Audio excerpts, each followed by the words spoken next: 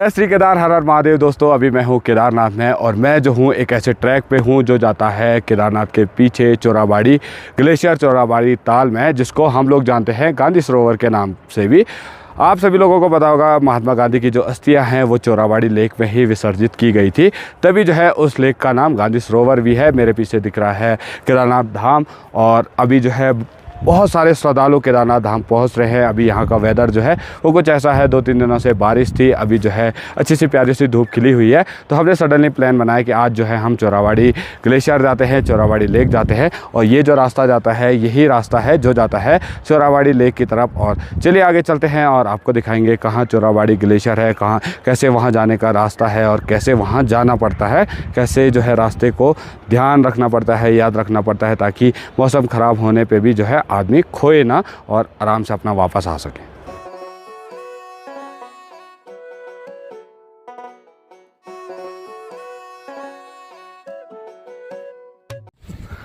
अभी हम लोग हैं मोदी गुफा के पास। ये वही जगह है जहाँ पे मोदी जी ने एक रात रुक के जो है वो तपस्या करी थी। ये आगे वाला रास्ता रहता है चोराबाड़ी ग्लेशियर के लिए, चोराबाड़ी लेक के लिए, और हम लोग वही जा रहे हैं। रात में जब जैसे ही मौसम बदलता है वैसे ही इतना भयंकर ठंडा होता है, आपके दो जैकेट भी काम नहीं करते। जैसे ही हल्की धूप लगती है वैसे ही इतनी भयंकर गर्मी होती है कि आप एक जैकेट भी नहीं पहन सकते। कहीं कहीं रास्तों में आपको ऐसे ग्लेशियर भी मिलेंगे जिनको क्रॉस थोड़ा संभल के करना पड़ता है, क्योंकि अगर फिसले तो सीधे नीचे।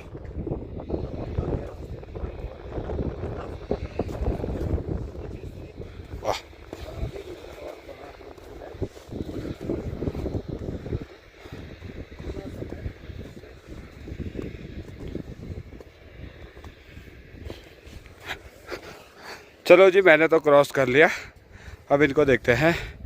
गुरुजी फिसलो तो नीचे जाऊंगा सीधे। हाँ हाँ हाँ।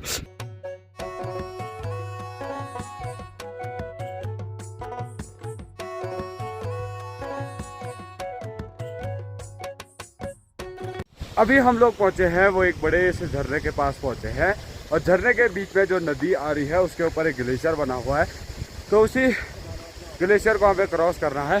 और झरना देखो कितना बड़ा है और ग्लेशियर ये है, तो इसके बीच में जो है ऐसे पानी आज जा रहा है और नीचे से जो है बर्फ़ शायद पिघली हुई है, ऐसा कुछ सीन है यहाँ का, ये देखो। तो हमको ऐसी भयानक वाली जगह को क्रॉस करना है। चल भाई। यहाँ पे सब लोग डर गए क्योंकि इस वाले बर्फ़ के नीचे ना पानी है, नदी है। कौन जाएगा सबसे पहले? अच्छा तू जाएगा? हाँ। तो ठीक है गाइस, चलो भाई यूट्यूब का पासवर्ड लिख के जा भाई। भाई यूट्यूब का पासवर्ड लिख के जा। जूम करना तो भाई।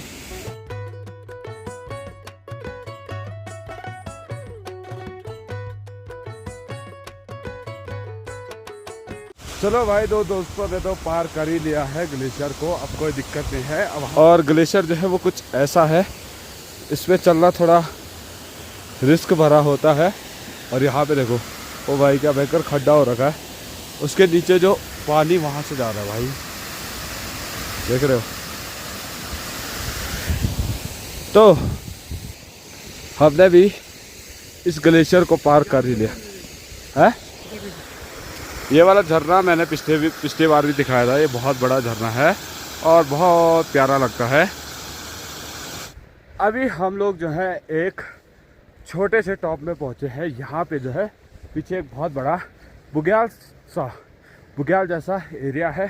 यहाँ पे थोड़ा ये दलदली हो जाता है, जब बर्फ़ जमती है, ग्लेशियर मेल्ट होते रहते हैं तो इनमें कंटिन्यू पानी रहता है 6 महीना, तो ये दलदली भूमि हो जाती है। यहाँ पे बहुत प्यारे प्यारे फूल देखने को मिलेंगे, जैसे कि ये वाला, ये बड़ा प्यारा है, ये देखो।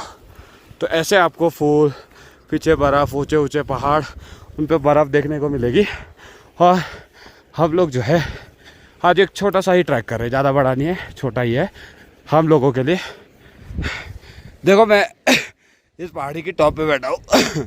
सारे दोस्त जो है उस वाले रास्ते से आए।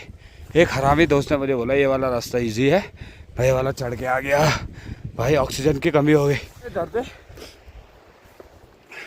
हालत ख़राब हो गई। जितने आप चढ़ाई चढ़ोगे उतने शरीर में ऑक्सीजन की मात्रा कम होती रहती है।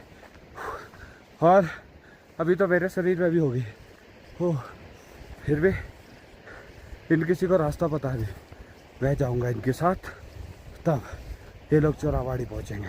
ट्रैक करने का एक नियम बताता हूँ, जब आप थक जाओ छोटे से शॉर्टकट लो, जो दोस्त लॉन्ग डिस्टेंस कवर कर रहे हैं उनके आने तक रेस्ट करो, बॉडी में ऑक्सीजन फुलफिल हो जाएगी और आपकी थकावट कम हो जाएगी। दोबारा शॉर्टकट लिया, ये लोग लंबे रास्ते से आ रहे हैं, इनको आने में 2 मिनट लगेंगे, तब तक ऑक्सीजन फुलफिल हो जाएगी बॉडी में।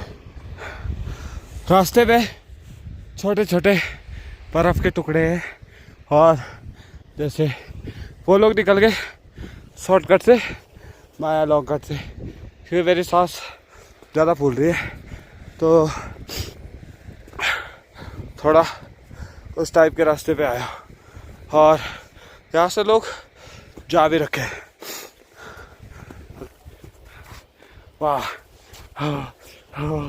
फिसलते फिसलते बच गया।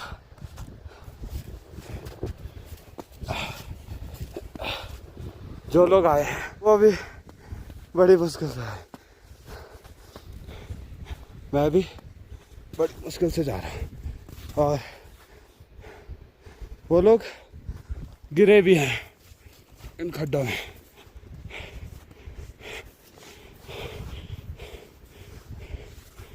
यहाँ से वो रास्ते शुरू होते हैं जो मिडोज के बीच से यानी बुग्यालों के बीच से चलते फिरते जो है केवल अंदाजे से आगे बढ़ना है और फिर जो है वापस आना है। यहाँ अब हमको जाना है ऐसे छोटे छोटे टॉपों से, जिसके दूसरे साइड वो वाला मलबा है जो 2013 की आपदा का कारण बना था।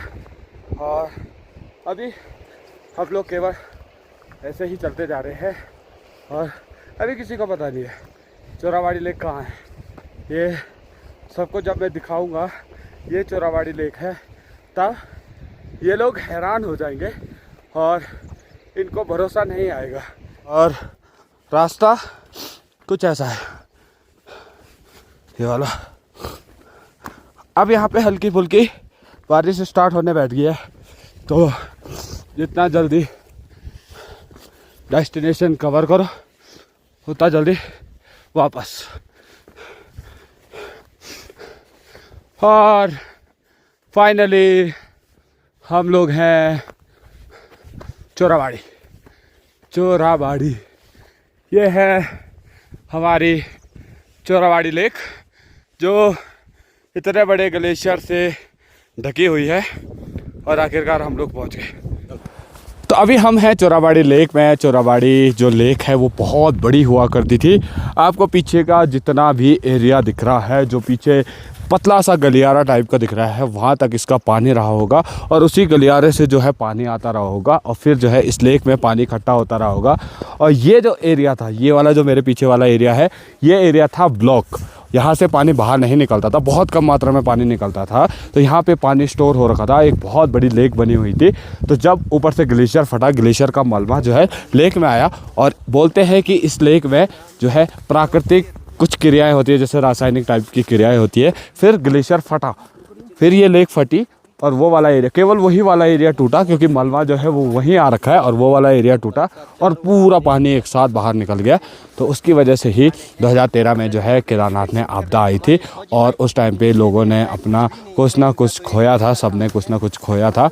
तो ये जो है वही स्थान है, वही लेक है जिसकी वजह से यहाँ के लोगों ने बहुत कुछ खोया है और बहुत कुछ जो है उनके हाथों से गया है। और आज भी इसको देख के ऐसा होता है कि कितनी बड़ी लेक रही होगी। आप जो है जब चोराबाड़ी लेक में तब आएंगे जब जो है बर्फ़ नहीं रहती है, यानी जून के टाइम पे जब यहाँ पे बर्फ़ पिघल जाती है। इस बार तो हमें ऐसा देख के लग ही नहीं रहा है कि इस बार बर्फ़ पिघलेगी, क्योंकि मौसम जो है वो कंटिन्यू बदलता जा रहा है, कंटिन्यू बर्फ़बारी होती जा रही है। तो चोराबाड़ी में भी जो है वो बड़े बड़े ग्लेशियर बने हुए हैं और ये ग्लेशियर जो है वो इतनी आसानी से मेल्ट होने वाले नहीं हैं। ये ग्लेशियर तब मेल्ट होंगे जब इन पर सीधी धूप पड़ेगी। और अभी इन पर जो है अभी जो है यहाँ का मौसम कुछ ऐसा है कि कंटिन्यू जो है बर्फ़बारी हो रही है और मैंने जो है चोराबाड़ी लेक को पहली बार जो है ऐसे बर्फ़ के ग्लेशियरों में देखा है, तो बड़ी प्यारी लग रही है। जब मैं यहाँ पे पहली बार आया था तो केवल मुझे सांप जैसी बनी आकृति में पानी जो है बहता हुआ दिखा था, तो मुझे एकदम अजीब हो गया था। मैंने बोला कि ये मैं कहाँ आ गया, लेकिन इस बार जो है देख के बड़ा अच्छा लगा, बड़ा मज़ा आया। और यहाँ पे देखो ये जो है नीचे ये पानी है और बर्फ़ का दलदल बना हुआ है जो ये वाला है ये, और इसमें अगर कोई जाएगा वो सीधे नीचे आधा घुटनों तक जो है वो डूब जाएगा। तो इसीलिए थोड़ा रिस्क भी नहीं लेंगे आगे की साइड जाने को, क्योंकि बर्फ़ की वजह से मिट्टी जो है बहुत गदगद हो रही रहती है और इसमें हम आराम से डूब सकते हैं। तो अच्छा रहेगा कि हम लोग ऊपर चलते हैं। यहाँ से अब हमें जाना है ऊपर टॉप में। आंसू लोग जो है वो कोई भी नीचे नहीं आए, वो जो है केवल वहीं टॉप तक आए। और यहाँ पे देखो जो रास्ता है वो कुछ ऐसा है, ऐसे रास्ते से होके जाना है पत्थरों के बीच में जो बर्फ़ गिरी हुई है। हाँ, आज का हमारा जो लंच हो रहा है वो हो रहा है चोराबाड़ी लेक के पास में, और हम लोग जो है ट्रैक पे अपने साथ जो है कुछ पराठे लेके आए थे। दरअसल जब भी पहाड़ों में ऐसे ट्रैक करना है, तब जो है अपने साथ खाना ज़रूर रखें, ताकि क्योंकि ट्रैक पे जो है वो बहुत ज़्यादा भूख लग जाती है। तो आंसू कैसा लग रहा है चोराबाड़ी लेक पे? It was awesome feeling to be here and feeling proud. It is a historical place and horrible place also for many peoples of Uttarakhand. थोड़ा गढ़वाली के लिए भी बोल दोगे? ये तो बाहर वालों के लिए। ये जगह बली जगह नहीं सिपाही साहब जा बड़ा अच्छा, यो पांच जबर राउंड वाला हाँ, कुछ याद नहीं कुछ याद नहीं करना, खाना खाने से पहले डूंगा मदान। हाँ देख दियो तू दीदी वाला। हाँ, तो आंसू का बोलने का मतलब है जब भी यहाँ पे खाना खाओ तो जो पहाड़ों में जो वन देवियाँ होती हैं, पॉजिटिव एनर्जी होती है, उनके लिए जो है खाना साइड में रखना बहुत ज़रूरी है, उनको देना पड़ता है जैसे हमने दिया है। बाकी हम अपने साथ पन्नी वगैरह लेके आए हैं, इस सबको आशुतोष जो है घर लेके जाएगा किंजानी।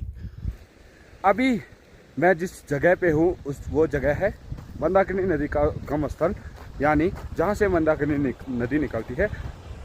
तो मंदाकिनी के तट पे ही जो है केदारनाथ धाम बसा हुआ है, केदारनाथ मंदिर बसा हुआ है। जैसे अलकनंदा नदी के तट पे बद्रीनाथ धाम बसा हुआ है।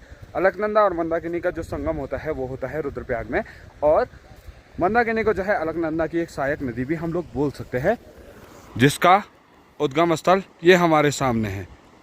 ये बड़े बड़े ग्लेशियर ये हैं, मिट्टी के नीचे दबे हुए बहुत बड़े बड़े ग्लेशियर हैं, जिनसे जो है मंदाकिनी नदी निकल रही है, और मंदाकिनी नदी यहाँ से बहते हुए जो है वो केदारनाथ धाम पहुँच रही है।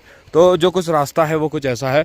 हम जब गए थे, हम इस वाले टॉप के पीछे से गए थे। दरअसल जो चोराबाड़ी लेक है वो जस्ट हमारे पीछे है यहाँ पे, और अब हम लोग जा रहे हैं केदारनाथ धाम की ओर, क्योंकि जो है हमें अपने कैंपों का काम भी करना है, सारा काम हमें देखना है।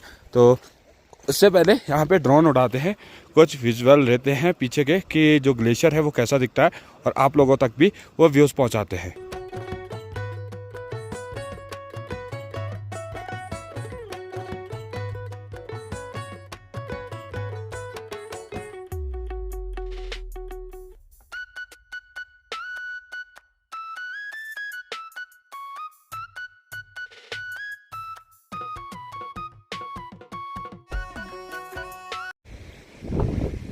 अभी हम ऐसी जगह से जा रहे हैं पत्थरों के बीच बीच से, और इनमें जो है अगर आपने नज़रें थोड़ा हटाई तो आपके पैर कभी भी खड्डे में जा सकते हैं और आपको चोट लग सकती है।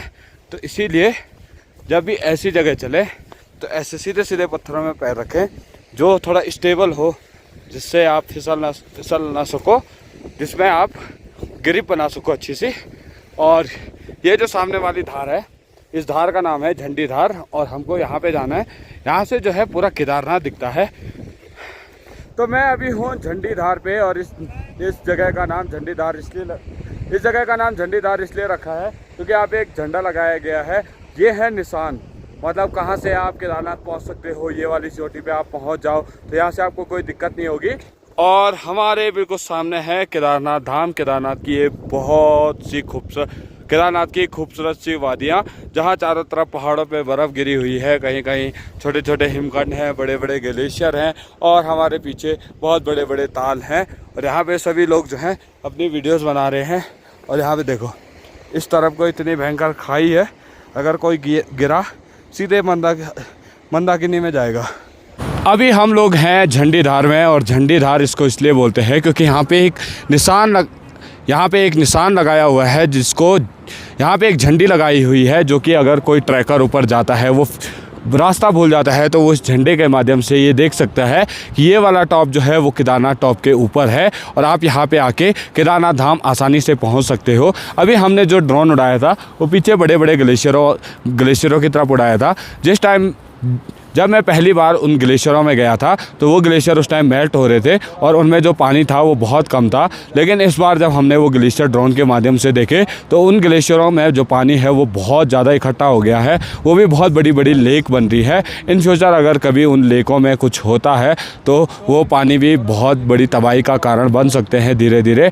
तो मुझे लगता है कि कभी खुदा न खास्ता भगवान ना करे कि ऐसा कुछ हो, लेकिन उत्तराखंड में जिस हिसाब से गर्मी बढ़ रही है उस हिसाब से जो केदारनाथ के पीछे के बड़े बड़े ग्लेशियर हैं वो धीरे धीरे पिघलते जा रहे हैं। जो ग्लेशियर जो है वो धीरे धीरे मेल्ट होते जा रहे हैं। तो हम लोगों को इन चीज़ों का ध्यान रखना होगा ताकि जो हमने 2013 में मंजर देखा है वो मंजर हमें दोबारा ना देखने को मिले। तब तक के लिए जय श्री केदार।